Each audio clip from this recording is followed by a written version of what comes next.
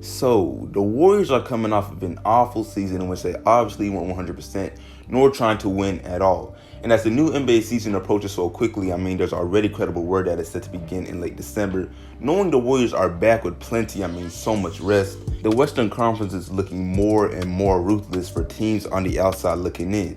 But although any logical person can agree next year's Warriors are easily a playoff team, whether or not they can really win it all next year is a much more controversial topic, as some people who aren't even Warriors fans expect a huge comeback and return to domination.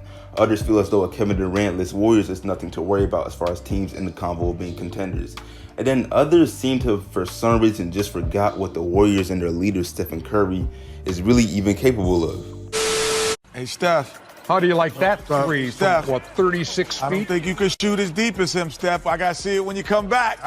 Come on now. So in this video, we're going to determine whether or not the Warriors led by Stephen Curry could really win it all next year with all main factors considered. But before I do, it's good YouTube plug speaks back with the vid. If you're new, subscribe. I'm posting quality hoops content 2 to 3 times a week, and we're trying to hit 1K within a month. And we're steady growing, so huge thanks to all of you just for watching. But back to the vid though. So real quick, try to remember the expectations of the Warriors prior to this past season before Stephen Curry suffered that hand injury.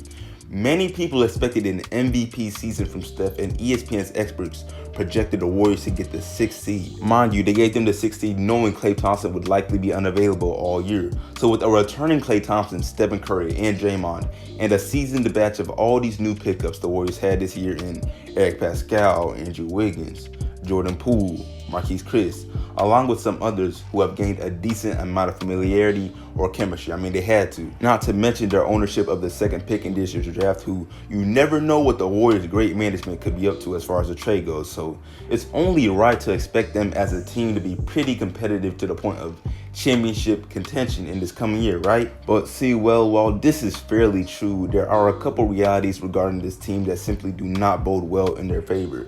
And these realities don't necessarily write them off, because we should all know not to just write off a team with a core of Stephen Curry, Klay, and Draymond.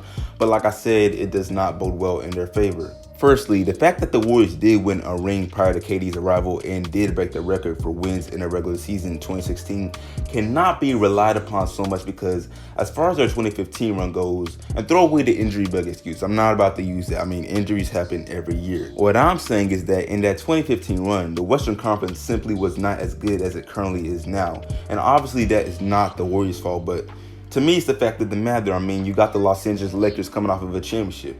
Then you got the Clippers, who, yes, have been a laughingstock after the bubble, but they are still in the convo and cannot be counted out.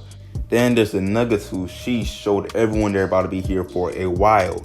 And then you could even mention the Mavericks, led by Luka, who pushed the Clippers to 6th without Porzingis. And I am well aware there were several 50-plus win teams during that 2015 run. However, you could look at that Warriors team and just see them as the favorites, which is something you cannot do this year.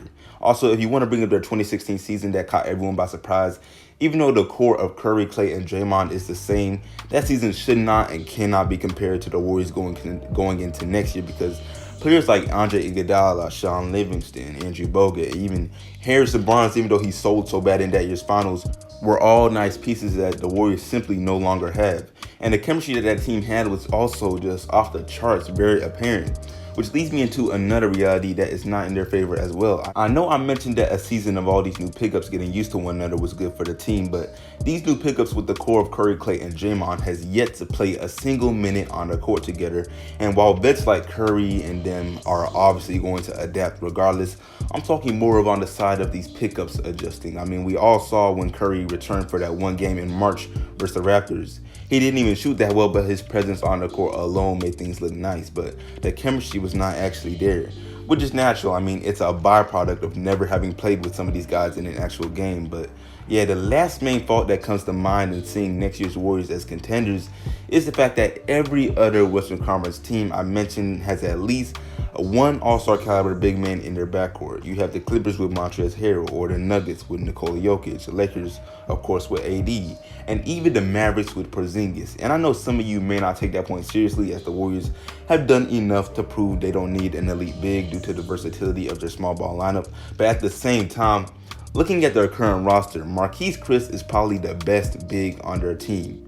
but if you don't want to count Draymond as a big man. And he doesn't compare to some of these other guys I mentioned. But I'm going to move on because the Warriors could very well pick up James Wiseman with their second pick and make that point completely invalid. But moving on to what I believe is the obvious and ultimate factor in whether or not the Warriors could contend for a title. The factor of Stephen Curry. I mean, the title says, can Curry lead the Warriors to a ring? And that's all it really comes down to, because the Warriors will go as far as he takes them. Steph is the culture of the Warriors. That amazing 2016 run was fueled by his never-before-seen unanimous MVP season.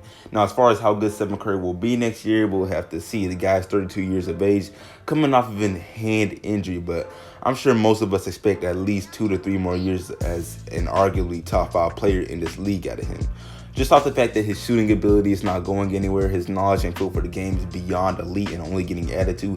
And with 11 years in the league, he knows the blueprint to both a successful regular season and postseason. But yeah, the answer to a controversial topic like this really depends on how highly you view Steph Curry.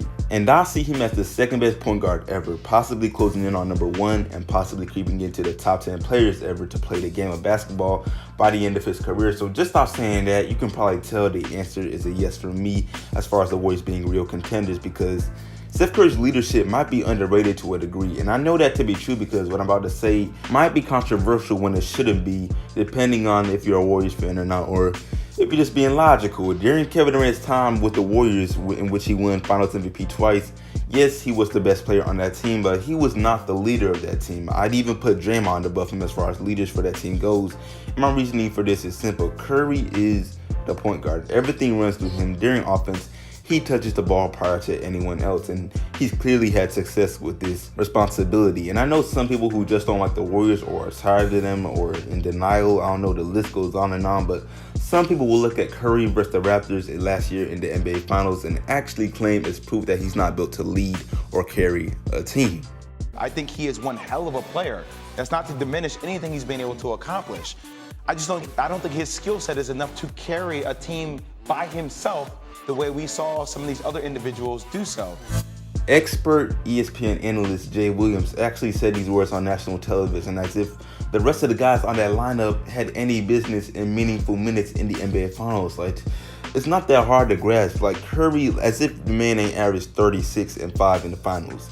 No, it wasn't up to Curry standards of shooting, but who really expects 50, 40, and 90 splits when you're facing a box-and-one defense for several minutes in each game? But anyway, I'm about to wrap this video up, and for those that may disagree and feel that I'm putting too much on Steph as if he doesn't have a healthy Clay and Draymond by his side, I can almost agree, because we know Clay brings his tools to work and how much Draymond does for them that does not show up in the box score. But I look at it like this. Those are not guys we're considering to be the best ever at their position, let alone top 10. So while granting them their respect, the ultimate difference maker will always be Curry when it comes to their level of contention in a season, especially this coming season.